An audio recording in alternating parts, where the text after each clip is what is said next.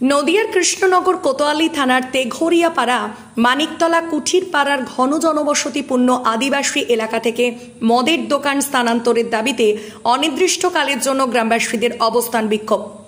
এলাকার মহিলাদের দাবি দীর্ঘ 11 মাস থেকে তাদের এই আন্দোলনের সূচনা, কারণ মদ্যপান করে এলাকার এক যুবকের মৃত্যু ঘটেছিল। তাই তারা এলাকায় মদের দোকান রাখতে দেবেন না, কারণ এই নেশার কবলে পড়েই নষ্ট হচ্ছে সামাজিক জনজীবন। এলাকার মেয়েরা বিদ্যালয়ে যেতে পারে না, মহিলারা রাস্তায় বেরোতে পারে না এই মদের দোকান থাকার কারণে। এলাকায় একাধিক অসামাজিক কার্যকলাপ এবং দুষ্কৃতীদের দৌরাত্ম্য বেড়েছে এই মদের দোকান থাকার কারণে। আজ থেকে 11 মাস ধরে তারা অবস্থান বিক্ষোভ চালিয়ে যাচ্ছে। তাদের দাবি এই মদের দোকান এলাকা থেকে সরাতে হবে। এই এলাকায় কোনো নেশা জাতীয় দোকান থাকবে না, তবে যতদিন না পর্যন্ত এই দোকান অন্যত্র যাচ্ছে ততদিন তাদের আন্দোলন চলবে বলে জানান এলাকার মহিলারা।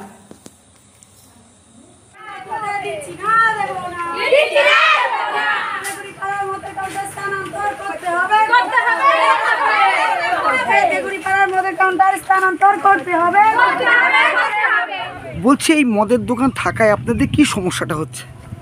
আমাদের সমস্যা, আমাদের মেয়েরা এই গার্লস স্কুলে যায় এই রাস্তা দিয়ে, আমাদের মেয়েদের সমস্যা। আরজি কলেজ যা ঘটনা ঘটেছে, আমাদের মেয়েদের সঙ্গে এমন ঘটনা ঘটবে না, এর কি মানে আছে?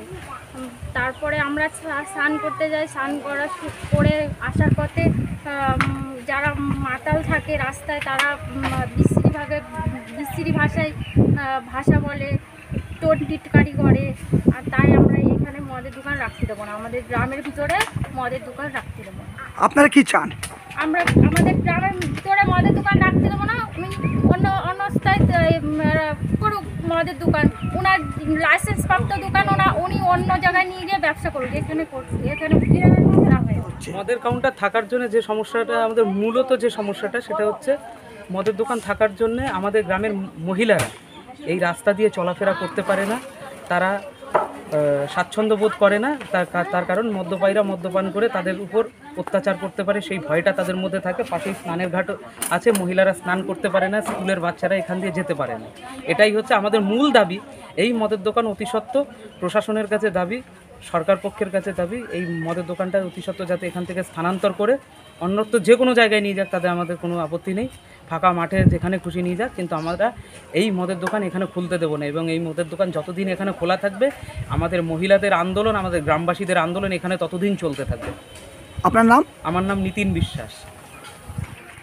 আজকে আমরা রাস্তায় নামলাম। আমরা আজকে 11 মাস আগে আমাদের এইখানে মদ কাউন্টারের মধ্যে একটা ছেলে মারা যায়। তারপরে আমরা এই প্রতিবাদটায় আসি। আর আমাদের এই যে এই রাস্তা দিয়ে এখান দিয়ে সব মেয়েরা গার্লস স্কুলে যায় এবং আমাদের পাড়ার মধ্যে কাউন্টার, এখান দিয়ে যখন মদ বিক্রি হয় তখন নানান পরিস্থিতির শিকার হয়ে আমরা প্রতিবাদ করলে সবাই বলে নেশা করে। এই নেশার ফলে আজকে রাজ্যে অনেক কিছু ঘটে যাচ্ছে। যেমন অভয়ের সঙ্গে যেটা হলো, আমাদের মেয়েরা এখানে গার্লস স্কুল আছে, গার্লস স্কুলে যাই, যখন স্নানের ঘাটে আসে তখন আমরা কেউ শান্তিতে থাকি না, সবাই টেনশনে থাকি যে আমার মেয়েটা স্কুলে যাচ্ছে, সেই মেয়েটা তো ঠিকঠাক ফিরে আসবে। এই দেখে আমরা ভয়ে আতঙ্কে আজকে আমরা এই প্রতিবাদে নেমেছি যে মদ কাউন্টার আমরা পাড়ার মধ্যে থাকতে দেব না, রাখবো না। এর জন্য আমরা সবাই আজ পথে নেমেছি, আমাদের আন্দোলন চলছে। আজকে আমরা 11 মাস চলছে, আর ধর্নায় বসেছি আমরা 4 মাস, যে আমরা এই মদ কিনতে দেব না। মদ কাউন্টারে কেউ আসলে মদ বেচতে, যে মালিক আছে তাকেও বেচতে দেওয়া হচ্ছে না। কারণ হচ্ছে আমরা চাই পরিবেশ ভালো, সমাজ ভালো, অভয়ের মতো কোনো মেয়ের জন্য, মায়ের জন্য এরকম ক্ষতি না হয়। আপনার নাম? আমার নাম রীনা বিশ্বাস। আপনার বাড়ি? আমার বাড়ি তেঘরিপাড়ায়। এটা কোন পঞ্চায়েত? এটা হচ্ছে দোগাছি পঞ্চায়েত।